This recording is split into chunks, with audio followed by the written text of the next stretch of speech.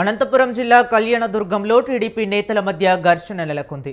Belt shop కోసం TDP నేతలు ఇరు వర్గాలుగా విడిపోయి దాడి చేసుకున్నారు. కొడవళ్లు, ఇనుపరాడ్లు, మారణాయుధాలతో కొట్టేసుకున్నారు. అనంతపురం జిల్లా కుందుర్చి మండలం ఎల్లచింతలో టీడీపీ నేత వడ్డే తిమ్మప్ప ఏడాదిగా బెల్ట్ షాప్ నిర్వహిస్తున్నారు. మరో టీడీపీ నేత వీరారెడ్డి పోటీగా మరో బెల్ట్ షాప్ ప్రారంభించారు. మద్యం వ్యాపారంలో ఆధిపత్యం కోసం ఒకరిపై మరొకరు దాడులకు దిగారు. టీడీపీ నేతల ఘర్షణతో స్థానికంగా ఉద్రిక్త వాతావరణం నెలకొంది. ఇక ఇదే అంశం గురించి మరింత సమాచారాన్ని మా కరెస్పాండెంట్ ఆర్కే సూర్య ఫోన్ లైన్లో అందిస్తారు. సూర్య, ఇప్పుడు అక్కడ పరిస్థితి ఎలా ఉంది? హరీష్, ఏదైతే రాష్ట్ర వ్యాప్తంగా బెల్ట్ షాపుల గోల అన్నది అధికమైపోయింది. దాంతో అనేక చోట్ల దాడులు జరుగుతున్నాయి. నిజానికి నిబంధనలకు వ్యతిరేకంగా బెల్ట్ షాపులు నిర్వహిస్తున్నారు. చట్ట ప్రకారం బెల్ట్ షాపులు అనేది ఎక్కడ నిర్వహించకూడదు.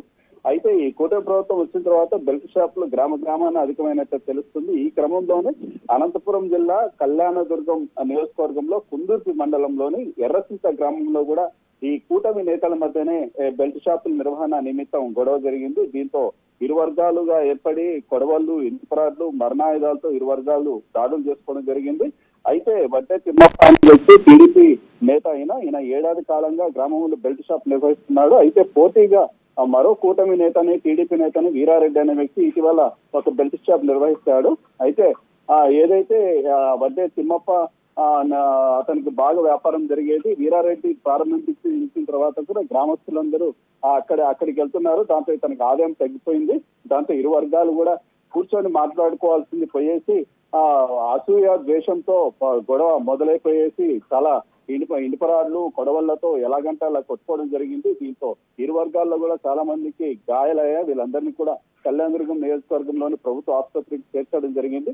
అయితే గ్రామస్తులు చెప్పడం ఏమంటే, ఈ విధంగా బెల్ట్ షాపులు పెట్టుకోవడం వల్ల చాలా మంది గ్రామంలో చాలా మంది అకటాయిలు, రౌడీ షీటర్స్ కావచ్చు, గ్రామస్తులు కావచ్చు, తాగేసి అంత మహిళల పట్ల, చిన్నారి పట్ల అసభ్యకరంగా ప్రవర్తిస్తున్నారు. బెల్ట్ షాపులు తొలగించాలని చెప్తున్నారు. మరోవైపు ఎక్సైజ్ అధికారులు కూడా దీనిపైన చొరవ తీసుకోవడం లేదు. కారణం ఏమంటే, నిర్వహిస్తున్నదే కూటమి నేతలు కాబట్టి వాళ్ళు కూడా ఎటు చెప్పలేని పరిస్థితుల్లో ఉన్నారంటే అయితే తెలుస్తోంది. మరోవైపు కూడా మామూలు మత్తులో కూడా ఎక్సైజ్ అధికారులు చూస్తున్నట్టు పోతున్నారంటూ అనుకుంటున్నారు. అయితే ఇప్పటికైనా కానీ కూటమి ఈ సంఘటన జరిగిన తర్వాత అయినా సరే తేరుకొని రాష్ట్రంలో ఉన్న అనేక గ్రామాల్లో ఇటువంటి నిబంధనలకు వ్యతిరేకంగా ఏదైతే నిర్వహిస్తున్నారో బెల్ట్ షాపుల మీద చర్యలు తీసుకుంటే బాగుంటుందని ప్రజలు అనుకుంటున్నారు. Harish, right, thank you Surya.